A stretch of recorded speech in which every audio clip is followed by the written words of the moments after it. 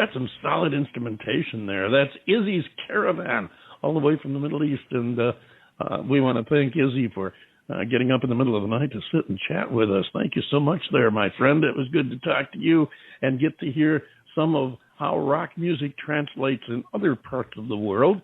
And, hey, perhaps we can get him back here in the future with some more interesting music. Look forward to that. Look forward to our next guest that will be coming up here in just a moment. John Bon Jovial, any comments? Well, like you, I really appreciate the instrumentation. He obviously has put a lot of thought into it. I think it's and no auto-tune. Just the whole package. Yeah, no auto-tune. That's right. The whole package, I think, is really good. I don't consider it to be something that is mass appeal that you might hear on a CHR or a top 40 station, but I think that in certain circles there's going to be certain types of channels that are into the alternative rock that I think that would be just an absolute natural. Yeah, I have to agree. I was thinking, as I'm listening to it, I'm thinking alternative rock. It kind of throws me back into the garage rock era. And, the stuff that was coming out of the Northwest back, a few years back. And the grunge scene is what like Kurt Cobain and that ilk. Yeah, I didn't think about that. That's perfect. That's a perfect description. You're going to love our next guest, friends, because she's been on here before. She was on here, a couple of months ago. This is really 4 weeks ago, yeah. Well, it's really quicker than we normally have guests return, but there was a good reason for this, and you'll understand when we talk to her, because her subject matter, what she's going to talk about, is something that is upcoming in the very near future, and could be, it could be part of your summer for all you know. So give a listen as we listen to Outlaw by Suzi Kory.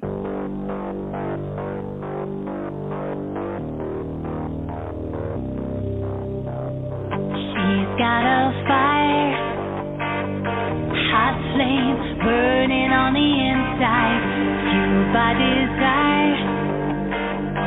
Got caught, trapped in a landslide. Last chance, left to fight, gonna make it count.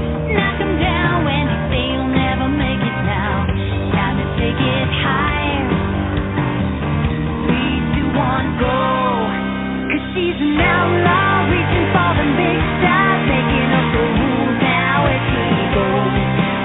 She's a lone star, gonna take it far, gonna do it on her own on this lonely road. Queens on the track, people rolling, no shelter where she's going. She's an outlaw, reaching for the stars, gonna do it on her own down this lonely road.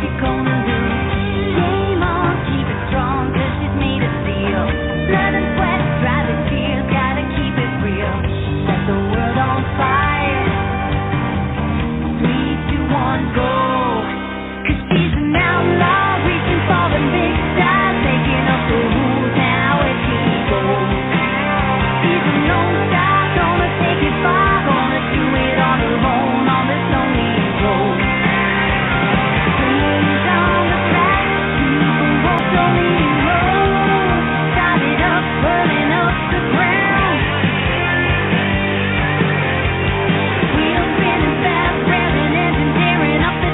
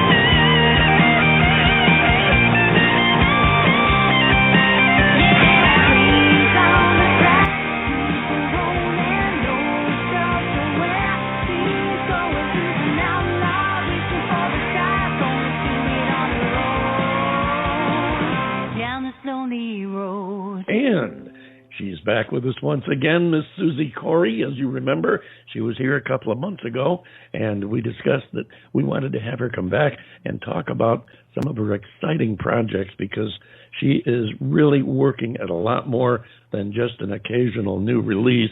Suzi, thank you so much for sharing your new music with us. We just heard Outlaw, which I really love. It's a great sounding tune, and I know you've got some more great stuff coming. We're going to play another one called Love Revolution after we talk to you, but let's not waste any time. Let's talk about your projects. Welcome back to the David Bowers Awards, and I want to hear about this concert series that you have. Hi, David. Well, thank you very much for having me again. It's absolutely a pleasure always to talk to you. You know, we always talk offline as well. So the projects, a lot of stuff going on, and I know a lot of people are right now going, what are we going to do? Because the music industry is kind of halted. And I just found that there's ways around it to do other things and, be more creative in what we can do. And so one of the things that I came up with was the Love Revolution Festival.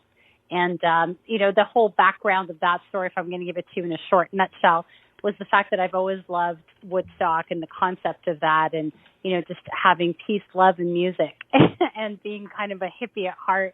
I've always wanted to create something like that. And then last year, when everything had kind of come to a halt with live music, I'd heard about drive-in festivals, and I went, maybe I could do something like that. And I looked into it, and literally within 3 weeks from start to finish, I put together this festival, first of all in Ontario, and then the second one down in Tennessee.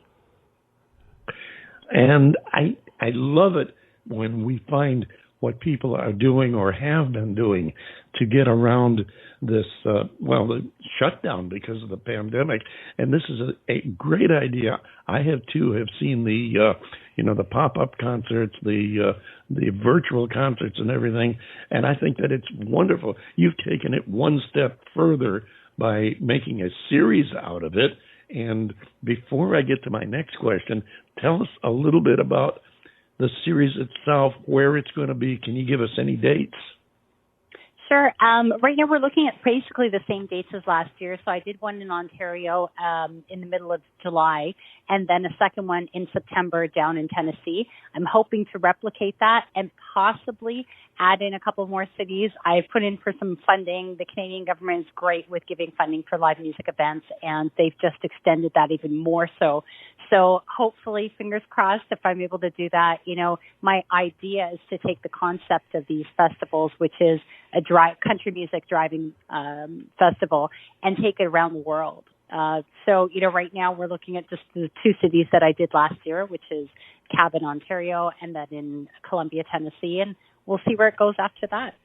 Absolutely. And usually we talk about your contact information at the end of our little chats here, but I think this would be a good time for you to tell the people how to find you online.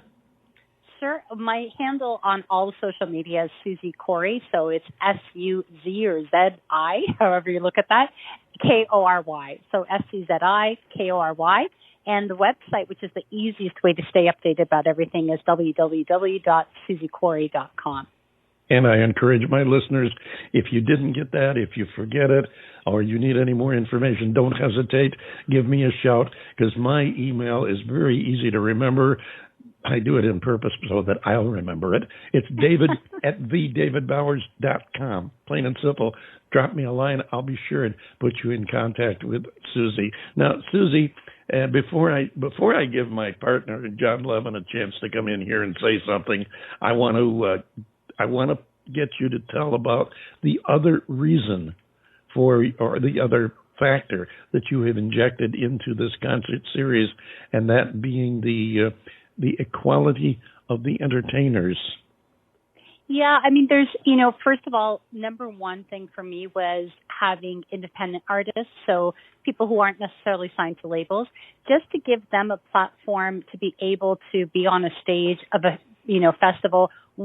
Last year was our first year, so I don't want to say it's a huge festival. Mind you, we had a really great turnout, and so it was an amazing opportunity for all the independent artists involved. So that's my first thing.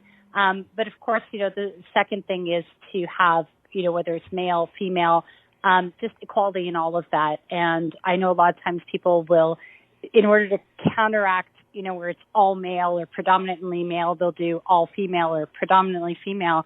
And I've always said that, if you really want to show what you want things to look like, then show fairness. And so that's what I'm trying to do. And even with the whole concept of, someone being a star or a headliner or anything like that, I've really put an emphasis on people we pick names out of a hat day of the show to determine who's going first, second, third, and so on, so that also people who are coming to see a particular artist won't know when they're playing. So a dual purpose, sure. Yeah, that gives you a dual purpose to it, and I think that's fantastic. I love the idea of making everyone an equal star, and I especially love the idea of balancing male-female, because you're right. For too long, it has been, predominantly a male world, and the ones who tried to counteract that would counteract it with an all-female show, which to me, I understand and accept the idea, but to me, that's just, that's reverse imbalance. So, trying to balance. I realize nothing can be balanced perfectly. I'm living proof of that, but it's true. We need to try and have some kind of balance in it, and I think it's fantastic that you have incorporated all of these concepts into one multiple concept, and I salute you for that.